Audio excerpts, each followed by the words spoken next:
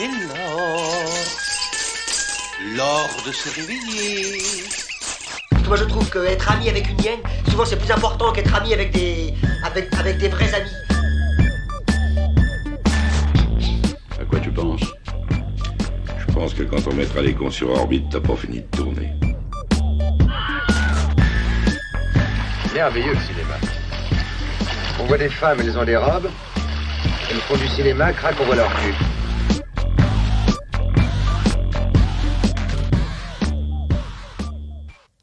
Comme le disait Jean d'Ormesson, merci pour les roses, merci pour les épines. La vie n'est pas une fête perpétuelle. C'est une vallée de larmes, mais aussi une vallée de roses.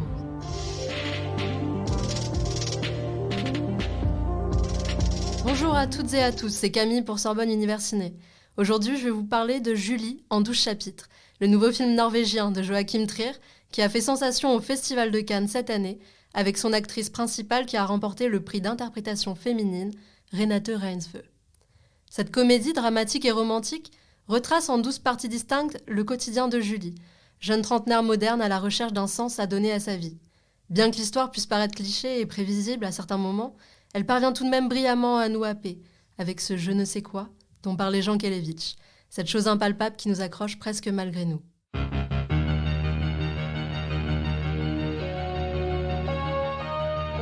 Avant d'aborder plus en détail le personnage de Julie, il faut déjà souligner la créativité mise en œuvre au sein de ce film que nous narre le personnage principal à la troisième personne. Le réalisateur fait ici preuve d'une véritable ingéniosité, en proposant une forme originale à ce film séparé à la manière d'un roman en 12 chapitres, eux-mêmes encadrés par un prologue et un épilogue, chaque chapitre correspondant à un moment précis de la vie de Julie. Au sein de ces instants sélectionnés avec soin par Joachim Trier, plusieurs mises en scène retiennent particulièrement notre attention pour la beauté esthétique qu'elle propose. Il y a notamment cette scène d'une simplicité féroce avec Elvin, ce jeune inconnu que Julie vient de rencontrer. Ils sont dans le jardin, échangent la fumée d'une cigarette, tout en luttant contre le désir d'outrepasser leurs valeurs communes. Cette scène, filmée par un travelling avant au ralenti, étend devant nous ces secondes infinies, emplies de la tension qui embrase les personnages et redouble par la même occasion l'intensité du moment.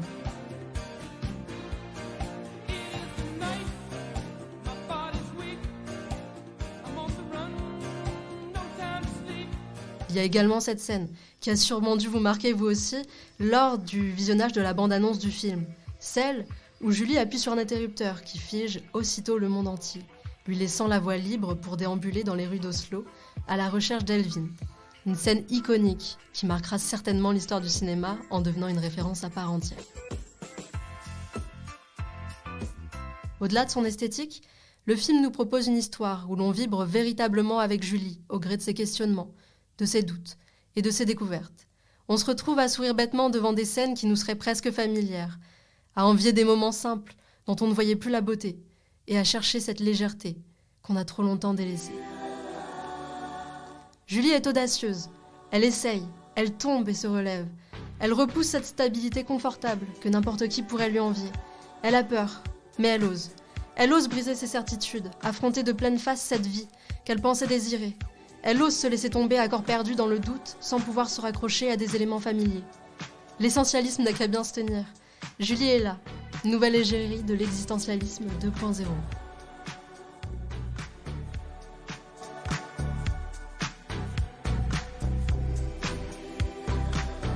Plus profondément, Julie se choisit. Elle se choisit contre les avis extérieurs qui renforcent l'injonction sociétale et implicite à mener cette vie rangée et linéaire, devenue le symbole du bonheur à atteindre une fois passé le stade de la trentaine. Elle se choisit en dépit de ses sentiments, qui la poussent vers ces êtres qui ne lui correspondent plus. Elle fait le choix de trahir autrui, pour ne plus se trahir elle-même.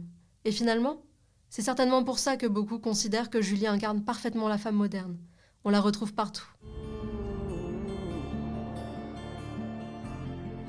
Julie, c'est ta pote indécise, qui a fait 3 licences après le bac, et qui se tâte encore à en faire une 4e.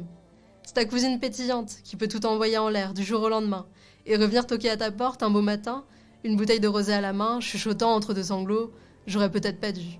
C'est peut-être même toi qui écrivais à 15 ans dans tes descriptions de photos de profil Facebook « Plaire à tout le monde, c'est plaire à n'importe qui ».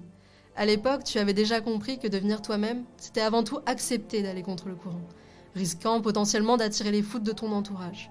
Une réflexion qui t'a mené jusqu'à aujourd'hui, déterminée à vivre au gré de tes envies, toutes les opportunités qui te tendent les bras.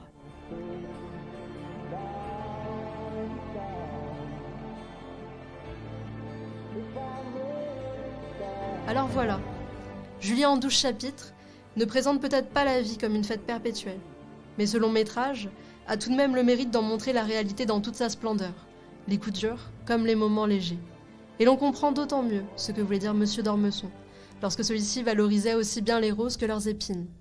La vallée de larmes est loin d'être une fatalité, car juste derrière elle se trouvent aussi les vallées de roses, éclairées par le soleil d'Oslo. Merci à tous d'avoir écouté Sorbonne Universiné, un podcast de Radio Sorbonne Université. C'était Camille au micro et au montage, et Pierre à la régie.